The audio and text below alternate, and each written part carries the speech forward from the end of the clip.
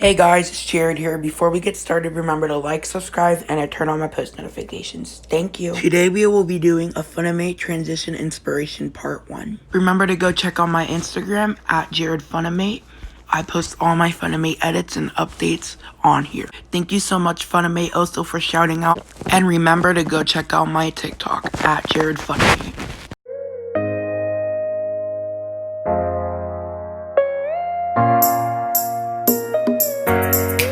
First transition we will be learning today is zoom in. Also remember that you can use the cropping tool or you can be using the mask tool and always use the square. Add a keyframe in the beginning and add a keyframe at the end. Repeat what I'm doing. You can either extend your image to the full screen or you can extend it down until it hits the middle. But I'm doing it to the full screen. And I'm trying to make sure it does not get blurry. If it looks blurry, just hold on to the picture for a second. You do not want to let your zoom in look normal. You want to use a graph. I'm picking the smooth one. Remember that you can also apply motion blur if you want, and you can enable it or disable it. The last keyframe, if you want to make it go into the middle, just scale it a little bit more down, and voila. I am keeping it until it hits the full screen. So that is how you do a perfect zoom in, and now we're going to be doing a zoom out.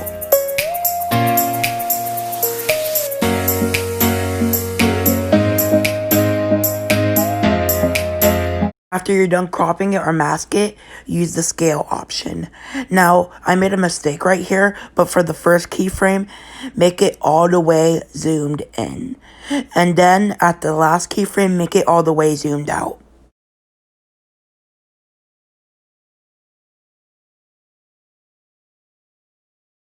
Remember to also use the smooth graph.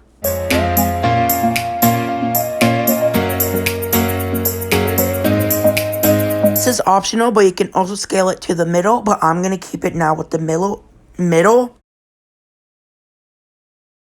I am keeping the motion blur. Now I will be teaching you all how to do a slide in. Crop or mask the image once you have gotten it.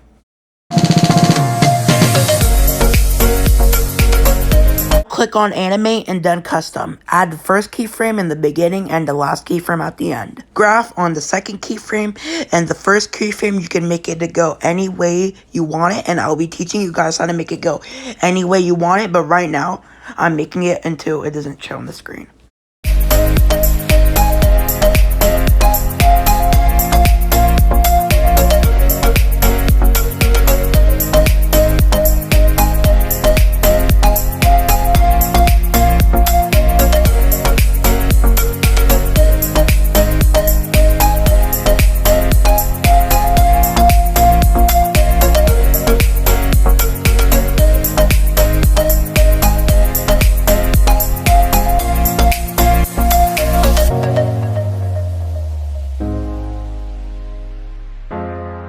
Since we just learned how to do a slide in, I'll teach you how to do a slide out now.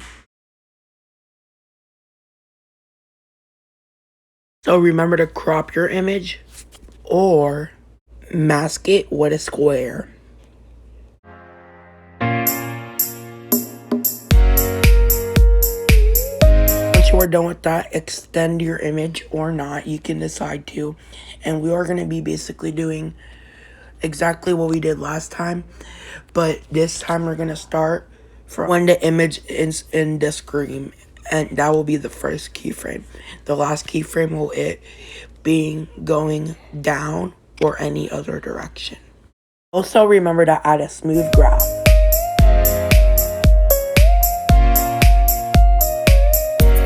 Now I'm gonna be speeding up the video a little bit, but just watch what I'm doing and repeat.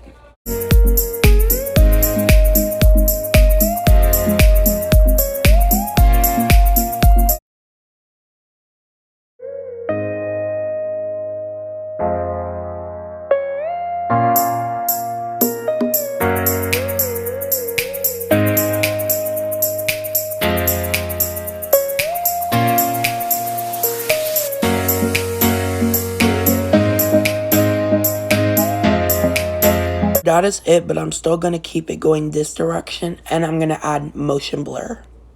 And here's what it looks like. Now we're going to be learning how to do a fade in. So of course, get your image. Once you have cropped and square mask, extend the size if you want. And now we are going to add a square. And we are going to make it black. And we're going to go on a custom. Extend the black square shape. So once you are on custom, go on to opacity. Add a beginning and end keyframe wherever you like. The first keyframe stay 100 and the last keyframe 0 to make a cool fade in. And now we're going to be teaching how to do a cool fade out. So of course, grab your image. Once you are done with that, duplicate or add an extra black square. And now we are going to move it a bit. And we're going to go on a custom into opacity. And now the first keyframe will be 0. And the last keyframe will go to 100. So that is how you do a perfect fade out. We are learning how to do a perfect rotate spin. Of course, get your image. And you have two options. The first option for a good rotate spin is to use 9 mirror. And go on a custom and extend it to 200. Go on a rotation and add a keyframe. Add one in the beginning and one at the end. The end, make it 44 and use a graph. And the first keyframe, just keep it as 0. Remember to use the graph I used and always make it short and simple. Now we are grabbing the other image. So I got my image, I already cropped it, and I already extended down to 200 using 9 mirror.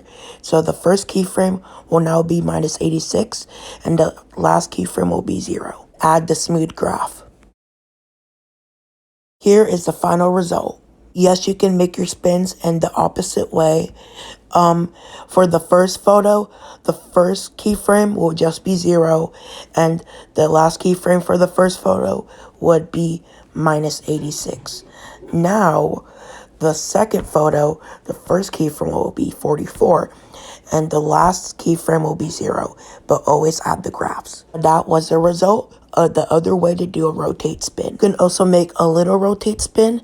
Just extend first both of your images down to about 60, and you can also use motion tile and play around with the numbers and graphs to see what you like the best. Now we're going to be learning how to make a simple bounce. So grab your image, extend it throughout the screen, and then go on to custom. Put your first keyframe in the beginning and your last keyframe at the end, and click on the plus. So the first keyframe, keep it 100 or whatever size it keeps to make it the extended screen, and the last keyframe, make it to any number down deep you want it. But I say mostly 360 or 500. I use 500 and use this graph.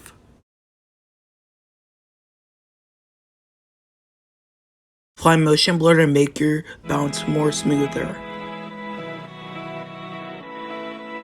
Now we are going to be adding the second clip part to the bounce.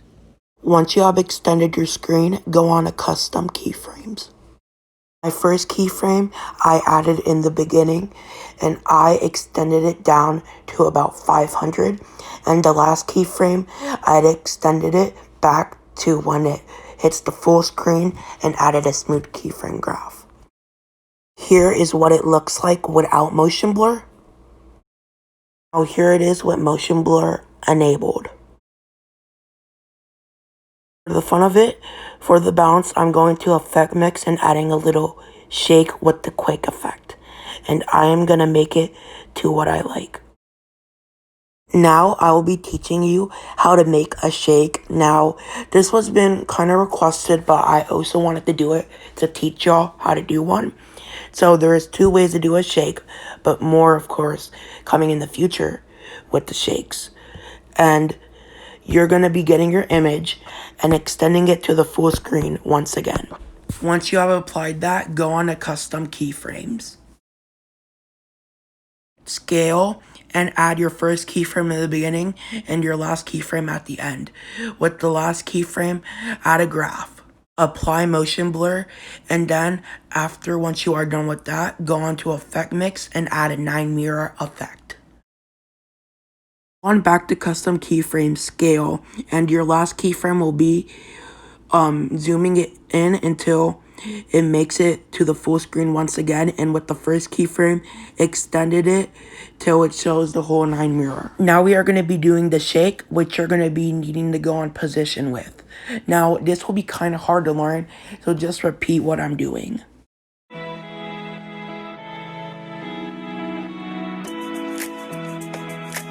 So this is one of the shakes, and you are now done repeating what I'm doing, and now we're going to be doing the other shake. You have got your image, extended it to the full screen, adding the 9 mirror effect. Keep your first beginning keyframe, extended it where you can see your one image. That is it with scale, and now we're going to be going on to position. Now repeat what I'm doing and look carefully.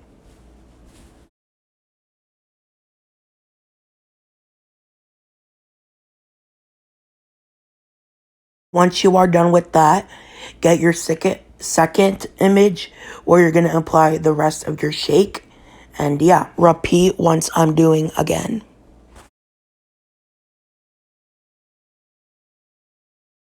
You are done. That is how you do your final shake. Hey guys, it's Jared here, and yes, this is a face reveal. I know I'm pretty ugly, but anyways, that is all for our part 1 series with our Funimate transition inspiration. I hope you like it. Remember to like, subscribe, and I turn on my post notifications to know when I'm active, and there will be new posts coming soon.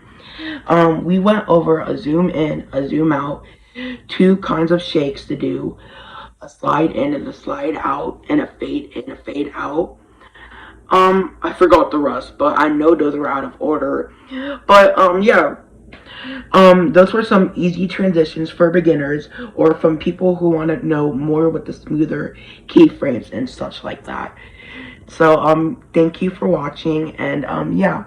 Also, you all have been asking me, when are you going to edit again? And I am still editing, and I might post some of my edits here once in a while. And there will be a watch me edit coming up pretty soon, and yeah, and after that I will get on with more editing again.